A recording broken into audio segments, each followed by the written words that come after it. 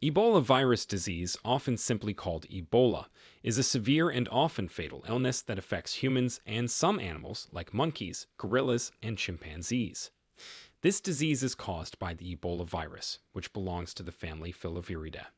It was first identified in 1976 in two simultaneous outbreaks in Africa, one in a village near the Ebola River in the Democratic Republic of Congo, which is how it got its name, and the other in a remote area of Sudan. Ebola is a zoonotic disease, meaning it can be transmitted from animals to humans. It's believed that bats are the natural hosts of the virus, with the infection spreading to humans through direct contact with infected animals. The virus primarily affects the immune system and blood vessels, leading to a range of severe symptoms, including bleeding, fever, and organ failure. Once the virus enters the human body, it replicates quickly, attacking cells and tissues and causing widespread damage to vital organs, such as the liver, kidneys, and the heart. According to the World Health Organization, over 30 Ebola outbreaks have been reported since its discovery, with the most notable outbreak occurring between 2014 and 2016 in West Africa, resulting in more than 28,000 cases and 11,000 deaths. The mortality rate for Ebola can vary significantly depending on the strain of the virus and the availability of medical care, but it has ranged from 25% to 90%, making it one of the deadliest viral diseases known. Strains of Ebola. There are 6 known species of the Ebola virus, 4 of which can cause disease in humans. Each species is named after the area where it was first identified. Number 1. Zaire Ebola virus. This is the most deadly and the most well-known of the Ebola virus species.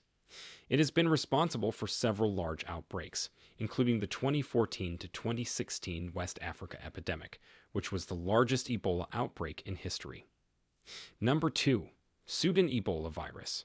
This species also causes severe outbreaks in humans, but tends to have slightly lower mortality rates compared to Zaire Ebola virus.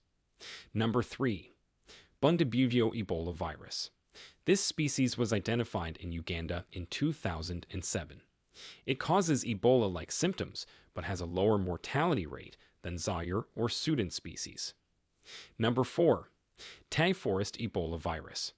This is the least common species that can infect humans, with only one known case in a researcher who handled an infected chimpanzee in Côte d'Ivoire. Number 5. Reston Ebola virus and Bombali Ebola virus. These species primarily infect animals. Reston Ebola virus has been found in non-human primates and pigs in Asia, but it has not been known to cause illness in humans. Causes of Ebola. So how do people actually get Ebola? Well, the virus is typically transmitted to human populations through close contact with the blood, secretions, or organs of infected animals, such as fruit bats, primates, or antelope. Human outbreaks often begin when a person is exposed to the virus by handling bushmeat or coming into contact with an infected animal. Once a human is infected, the virus spreads rapidly through human-to-human transmission. This can happen through direct contact with bodily fluids, such as blood, vomit, sweat, saliva, urine, or feces, of an infected person, particularly in the later stages of illness or after death. The virus can also spread through contact with contaminated objects, such as clothing, bedding, needles, or medical equipment that have been exposed to the bodily fluids of an infected person. This is why caregivers and family members are at high risk of contracting the virus if proper precautions are not taken. It's important to note here that Ebola isn't airborne like the flu. You can't get it just by being in the same room as someone who's infected. But if an infected person coughs or sneezes directly on you, and their saliva or mucus gets into your eyes, nose, or mouth, that could potentially transmit the virus. Symptoms of Ebola. The symptoms of Ebola typically appear between 2 to 21 days after exposure, with most cases showing symptoms around 8 to 10 days. At first, it might feel like you've got a really bad case of the flu, which can make it difficult to distinguish from other diseases. One of the earliest signs of Ebola is a sudden onset of fever, which is often accompanied by extreme fatigue and body aches. This fever may be high and persistent, causing a person to feel weak and exhausted. You might also get chills that make you shiver uncontrollably. As the illness progresses, things get worse. Your throat will feel sore, and swallowing might hurt. You'll probably lose your appetite completely. Then comes the nausea, followed by vomiting and diarrhea. This isn't just a bit of an upset stomach. We're talking severe, watery diarrhea that can lead to dehydration really quickly if you're not careful. Some people also develop a rash all over their body.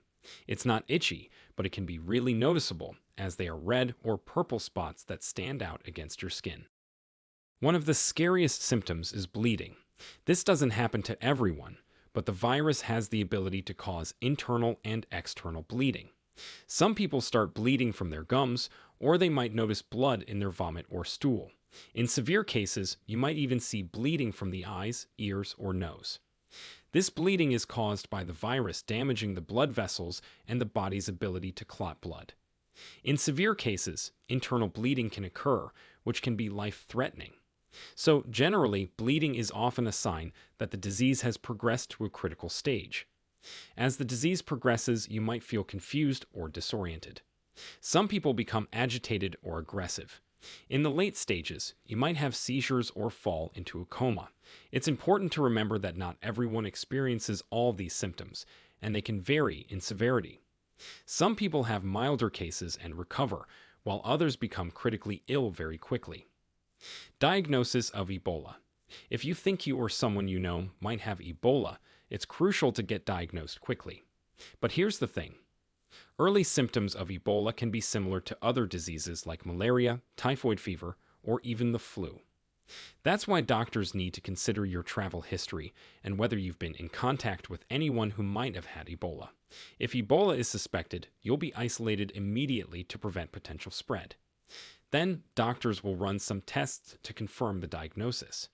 The most common test is a blood test called reverse transcription polymerase chain reaction, or RT-PCR for short. This test can detect the genetic material of the Ebola virus in your blood. This test is highly specific and can confirm an Ebola infection within a few hours.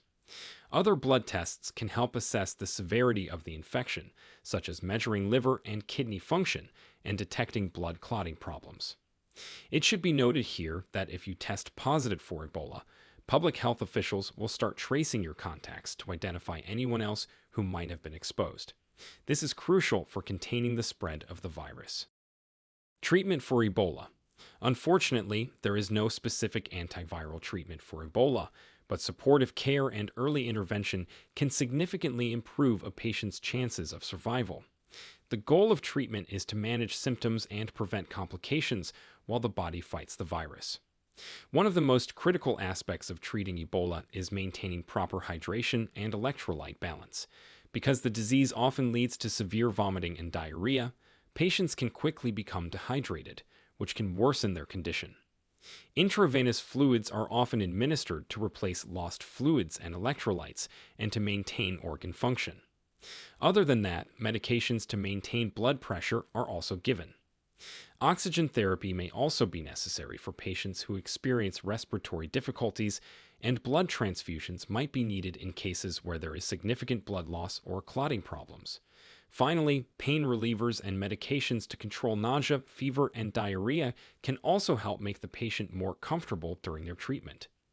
In recent years, there have been some exciting developments in Ebola treatment. Two medications called Inmazeb and Abanga were approved by the FDA in 2020 for treating Ebola caused by the Zaire Ebola virus. These are monoclonal antibody treatments that can help your immune system fight the virus. There's also an Ebola vaccine called Ervebo, which was approved in 2019. While it's not a treatment, it can help prevent infection in the first place. It's mainly used to protect healthcare workers and people who've been in contact with Ebola patients. At the end, recovery from Ebola is possible, but survivors may face long-term health complications known as post-Ebola syndrome, which can include joint pain, fatigue, headaches, vision problems, and mental health issues like anxiety and depression. Survivors also often face stigma within their communities, despite no longer being contagious. Prevention of Ebola. If you suspect someone has Ebola or has been exposed to the virus, avoid direct contact with their bodily fluids at all costs. In regions where Ebola is known to occur, avoid handling or consuming bushmeat, as this can be a source of infection. Regular hand washing with soap and water or using alcohol-based hand sanitizers can help reduce the risk of infection. This is especially important for healthcare workers and anyone caring for a sick person. Now we want to hear from you. Have you or someone you know experienced a viral illness like Ebola? What was your experience like? Share with us your experiences and opinions in the comments below. We'd love to hear them. Thanks for watching.